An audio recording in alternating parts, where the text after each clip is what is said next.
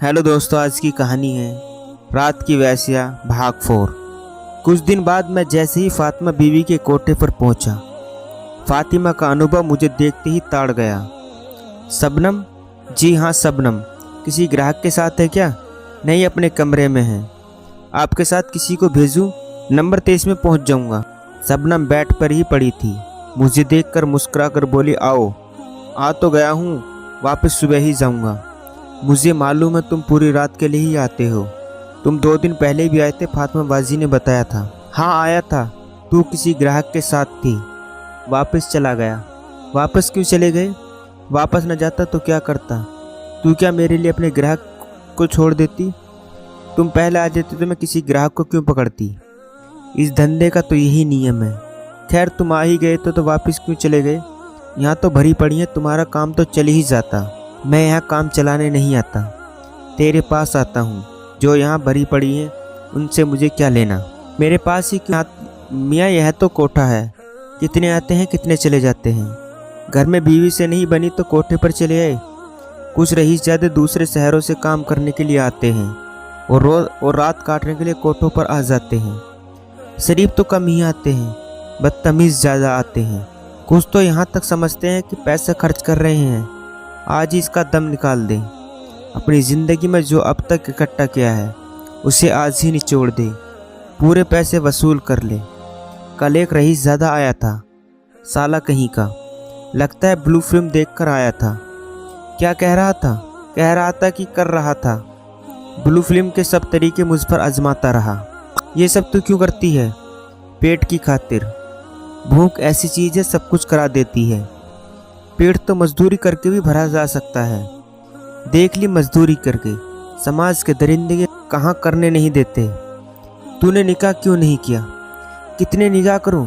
2, 4, 6 या इससे भी अधिक। एक से निकाह करो, 2, 4 मुफ्त में रगड़ते हैं, ऊपर से जोर दबस्ती। न करो तो पिटाई।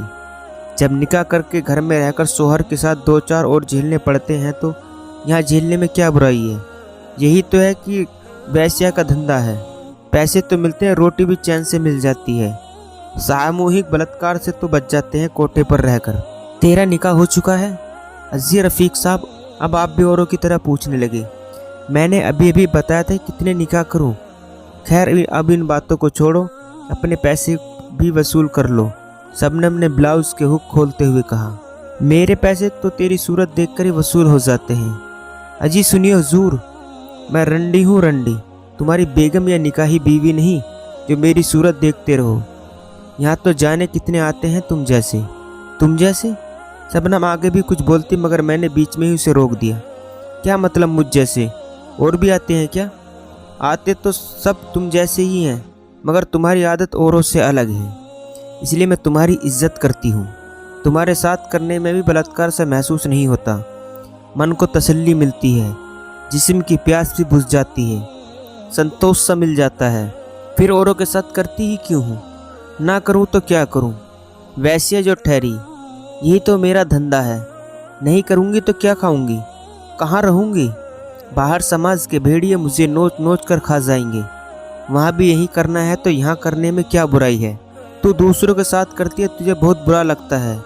तुम्हें क्यों बुरा लगता है? क्या मैं तुम्हारी बेगम हूँ? मैं तुझे बेगम बनाने को तैयार हूँ।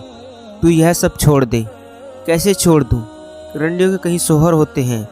खुदा कसम शोहरों ने मुझे वैश्या बना दिया।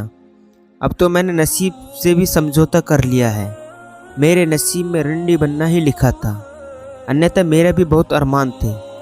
मेरी आंखों ने भी सपने देखे थे। सिलाई सीख चुकी थी, कहीं टेलर की दुकान खोल लेती, धीरे धीरे उसे बढ़ाकर शोरूम तक बना सकती थी।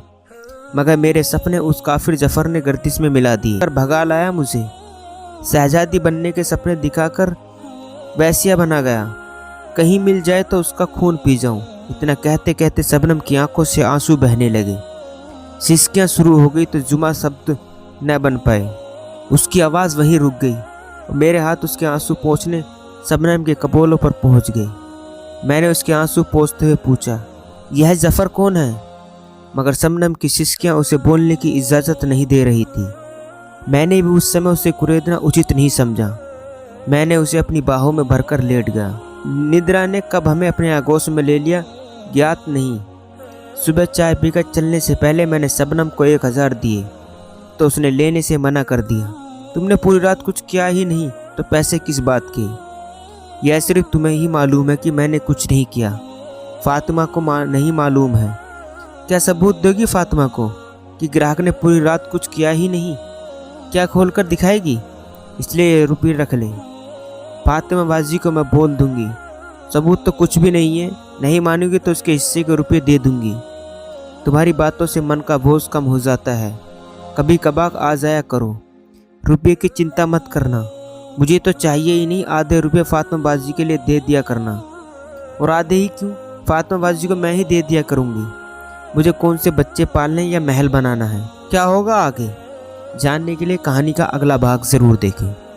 दोस्तों, ये था रात की वेश्या भाग 4। दोस्तों, कहानी अच्छी लगी हो तो चैनल को सब्सक्राइब करना ना भूलें।